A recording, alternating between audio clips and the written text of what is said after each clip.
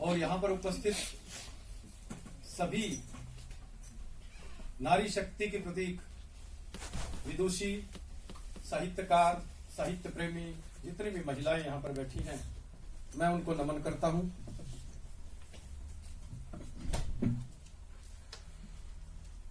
आज इस पुस्तक के लिए हम यहाँ पर एकत्रित हुए हैं, इसके विमोचन के लिए, और इस पर पर्चे भी पढ़े जाएंगे, साथ में मुशायरा होगा। मैं हमारी जो इस समारोह की मुख्य अतिथि मैम हैं, वो भी कवियत्री और लेखिका हैं, शायद आपको ना पता हो। बहुत अच्छा मैम लिखते हैं। मैम की एक पुस्तक की मैं समीक्षा पहले कर चुका हूँ, और 5 पुस्तकें मैडम ने, जब मेरी प्रथम भेंट थी मैम के साथ, उसी में इन्होंने उपहार स्वरूप अपनी 5 पुस्तकें मुझे दी थी। मुझे याद है, मेरे पास है वो। और अब तो लेखन मैम का और भी शायद बढ़ गया होगा। तो इस पुस्तक पर मैं जननी मैं क्या कहती हूँ, मैं अपना पर्चा यहाँ पर आपके सम्मुख प्रस्तुत कर रहा हूँ, जिसका शीर्षक है जननी की भूमिका, पीड़ा और विविध। डॉक्टर अमृत कौर द्वारा रचित कविता संग्रह मैं जननी मैं क्या कहती हूँ एक और जहाँ नारी पीड़ा को अभिव्यक्त करता है, वहीं दूसरी ओर समाज में फैली विभिन्न विसंगतियों को भी उद्घाटित करता है। वर्तमान समाज में मानवीय रिश्तों ने जिस प्रकार व्यक्ति के दिल और दिमाग में करवटें लेनी आरंभ की हैं, उनकी विद्रूपता को कवियत्री ने बखूबी देखा और अनुभव ही नहीं किया, बल्कि उसे अपनी रचनाओं में बुनकर पाठकों के मर्म तक सफलतापूर्वक संप्रेषित भी किया है। कवियत्री के इस संग्रह की एक और विशेषता यह है कि इसमें समाज के केवल काले पक्ष का ही चित्रण नहीं है, बल्कि उज्जवल पक्ष पर भी दृष्टिपात करने का कोई अवसर छोड़ा नहीं गया है। जज्बातों के बिना कविता प्राणहीन और नीरस बन जाती है।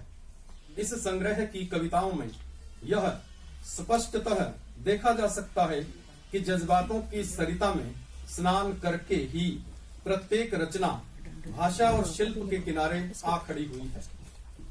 नारी की व्यथा इस पुस्तक में स्थान स्थान पर देखी जा सकती है। प्रेम विषयक जितनी भी रचनाएं यहाँ हैं, उनमें प्रेम के दोनों पक्ष देखे जा सकते हैं। विश्वासघात की टीस के साथ साथ प्रेम का आनंददायी रूप भी पूरी शिद्दत के साथ चित्रित किया गया है। घर में नारी की स्थिति को कवियत्री ने विभिन्न दृष्टिकोणों से देखकर उसका सुंदर व स्वाभाविक चित्रण किया है। घरों में परिवारों की एक कटु सच्चाई यह है कि औरतों की परस्पर ईर्ष्या आमतौर पर देखी जा सकती है। इसी डाह को कवियत्री ने चित्रित करते हुए लिखा है, उसको मुझसे परेशानी है जो खुद एक औरत है देखो, उसको मुझसे परेशानी है जो खुद एक औरत है देखो, कैसे इनके संस्कार यहाँ, कैसी ये गैरत है देखो। अपने परिवेश से कवियत्री का गहन सरोकार इस संग्रह में दिखाई देता है। परिवेश संबंधी जो भी शुभ अशुभ कवियत्री ने अनुभव किया, उसका चित्रण विभिन्न अंदाजों के माध्यम से किया गया है। विषयों की विविधता इस पुस्तक को रोचक व सार्थक बनाने में बड़ी भूमिका अदा कर रही है।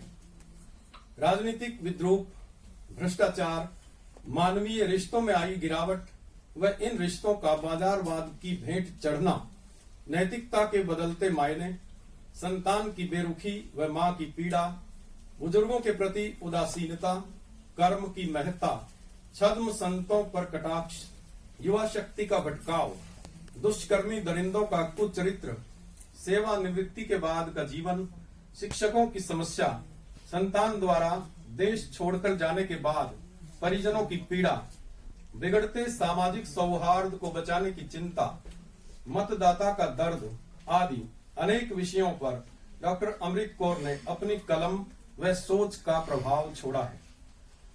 चलो आज कुछ ऐसा कर लें। कविता न केवल प्रासंगिक है, बल्कि कालजयी भी है। यह सामाजिक सौहार्द को सुंदर बनाने का संदेश दे रही है। आने वाले समय में भी इस प्रकार की रचनाओं का महत्व अक्षुण्ण रहेगा। इस कविता की कुछ पंक्तियां प्रस्तुत हैं। सूना उपवन फिर से महके, चलो आज कुछ ऐसा कर लें। सपनों के संग मिलकर बहके, चलो आज कुछ ऐसा कर लें। अंधियारायों दूर न होगा, बातें ही करते रहने से। उठकर छोटा दीप जलाएं, चलो आज कुछ ऐसा कर लें। यहाँ छोटा दीप बहुत कुछ कह रहा है।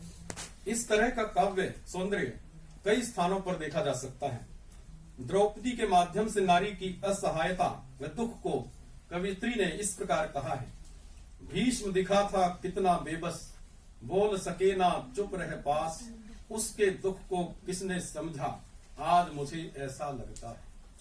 मैं जननी, इस कविता में एक दुखी माँ अपने बेटे से इस प्रकार संवाद करती है। मेरा सारा वक्त था तेरा, मेरी दुनिया सिमटी तुझ तक। तेरी दुनिया से हूं बाहर, मैं जननी मैं क्या कहती हूँ। बहुत एक सटीक प्रश्न जो आज की जो हमारी युवा पीढ़ी है उस पर इन्होंने इसके माध्यम से किया है।